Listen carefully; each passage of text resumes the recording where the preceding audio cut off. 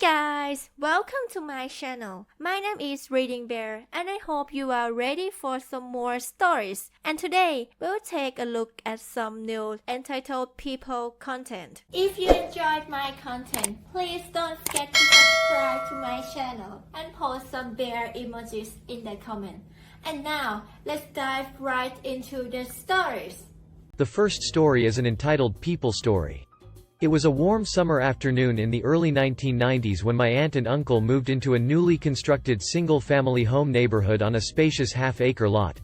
They were excited to start a new chapter in their lives, but they had no idea what was in store for them in the years to come. About 6 months after they moved in, my uncle was informed that his neighborhood was being taken over by a homeowners association, HOA. He didn't know much about HOAs, but he didn't like the sound of it. He was given an application to join, but he didn't want to be a part of it. He thought it was just another layer of bureaucracy and he didn't see the point. But soon, things started to change. Random neighbors began to complain to him directly about his boat and cars parked in his driveway, claiming that he was violating the HOA rules. My uncle was confused since he didn't join the HOA, but these rude people would argue with him that everyone in the neighborhood was a member.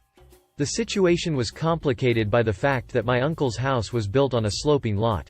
His driveway, garage, and front yard were on the main level of his home, while the backyard dropped down a steep cliff to level with his basement and backyard. This meant that he had no way to back his boat around the side of the house into the backyard. Eventually, the HOA began to harass him with threats if he didn't move his boat to the backyard. But his backyard had been closed off by a vinyl fence that the HOA installed and lined another road back there. So one day, my uncle decided to compromise by trying to take down a section of his back fence so he could make a gate for boat parking access. The HOA called the police on him for destruction of property. The police left my uncle with a warning that the fence must be returned to its proper condition by the end of the day. My uncle put the fence back up and placed his boat back in his front driveway. And that was just the beginning. Now the fines started coming in, week after week, month after month. When the fines reached $10,000, the HOA filed a lawsuit against him. My uncle countersued for harassment and street access to his backyard. The case went to court, and it was a long and arduous process. The HOA showed the HOA boundary and explained the violations, including the police report filed over the back fence. But my uncle explained that he never signed up for the HOA, he moved into the neighborhood before the HOA existed, and he never gave them permission to fence in his backyard. He provided all mortgage documentation and a blank HOA application with the HOA's security stamp and date. The HOA argued that it didn't matter if he didn't turn in his application because he was within the HOA borders. But the judge declared that my uncle's property was grandfathered as private property and not part of the HOA. The HOA was ordered to immediately take down their illegal fence on the back border of my uncle's lot. Since the HOA had fined my uncle $10,000 plus in illegal fines, my uncle was owed $10,000 plus in damages for the harassment. My uncle was ecstatic that justice had been served, but he didn't stop there. He rebuilt his yard fence in see-through chain link with a gate where he parks all his toys in full view. He moved the boat from the driveway to his front lawn, let the lawn die, and paved it over, all 10 feet from his front door to the sidewalk. But the drama didn't end there. In the decades since, HOA neighbors have continued to approach my uncle to complain about his yard and the placement of his boat. But my uncle is unfazed, knowing that there is nothing they can do to him now that the court has ruled in his favor. Over the years, my uncle has watched as the neighborhood has changed around him. Many of the original homeowners have moved out, replaced by new families who are unaware of the battle that took place all those years ago. But my uncle remains a symbol of resilience and determination, standing up to the HOA and winning. And as the years have gone by, my uncle has continued to make improvements to his property. He added a new patio and outdoor kitchen to the back of his house, enjoying the stunning views of the valley below. He also installed solar panels on his roof, becoming one of the first homeowners in the neighborhood to embrace renewable energy. But the most dramatic moment came when the HOA tried to take over the neighborhood once again. This time, they had a new set of rules and regulations that they wanted to enforce, and they were determined to get every homeowner to comply.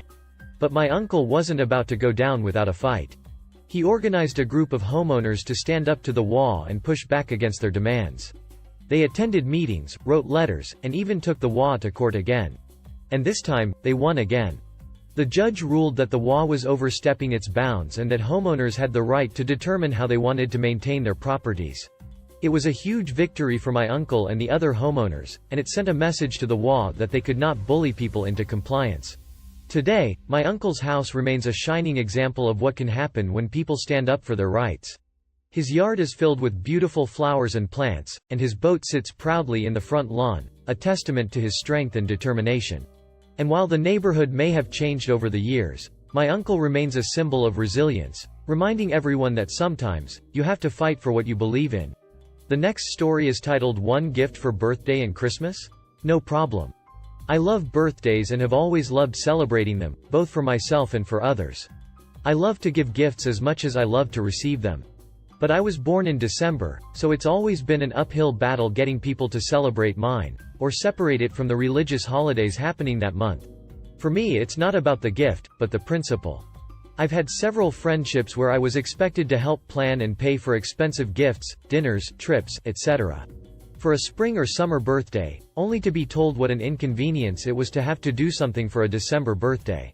I've been called greedy, childish, and have even had people ask me why I can't just combine my birthday with someone else to make it easier. It makes the friendship feel one-sided and makes me feel like an inconvenience. I don't get so upset about it anymore, but I do have some firm birthday rules. You don't have to get me anything. But if you do, just pick one. Birthday, or Christmas. Keep them separate. Whatever the agreement is, let's make it mutual. If no birthday gifts the agreement, it should hold for all birthdays involved, not just the inconvenient ones in December. Well, a best friend and I recently got into an argument about it because she felt I was being selfish for wanting 2 gifts in the same month. When I said we don't have to do birthdays, she insisted that she should get a separate gift for her birthday, in March, because it's a different time of year. I pointed out that this was unfair, but she wouldn't hear it. I jokingly said in the end that if she gave me 1 gift for the month, I would purposely wait until March and give her an empty box for her birthday. She said sure, go for it.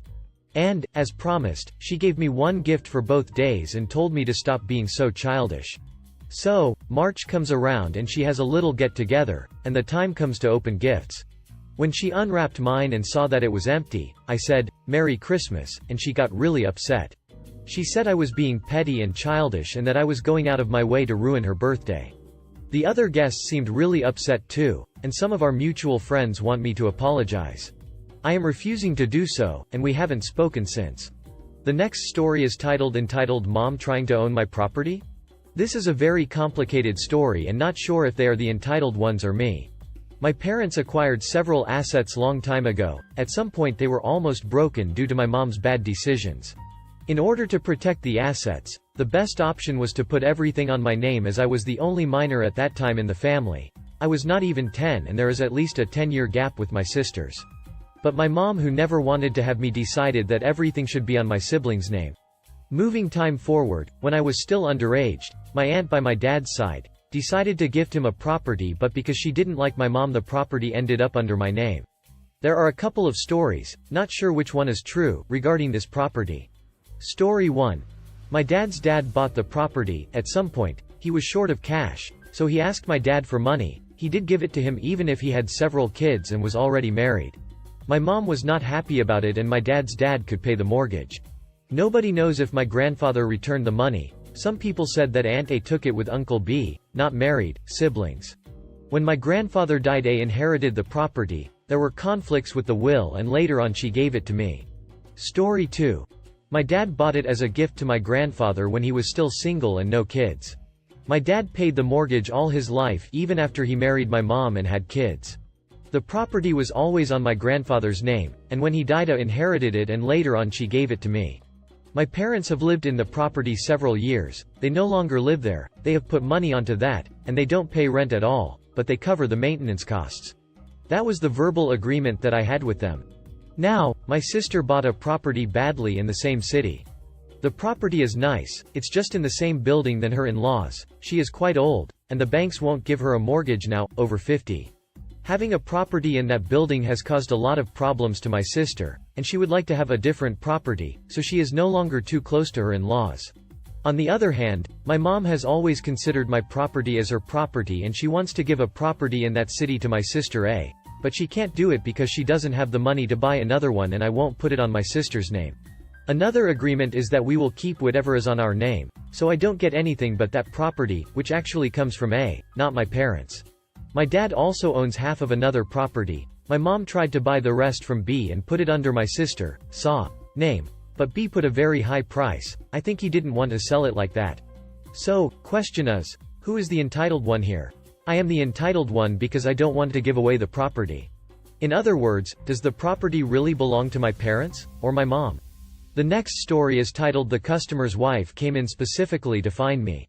So, this happened a long time ago in my old job at a high street jeweler in the UK, but I think about the interaction a lot so wanted to share. I was working on the shop floor and an elderly gentleman, and his daughter came in and started looking at the bracelets and bangles. To give some perspective, this isn't a prestige jeweler.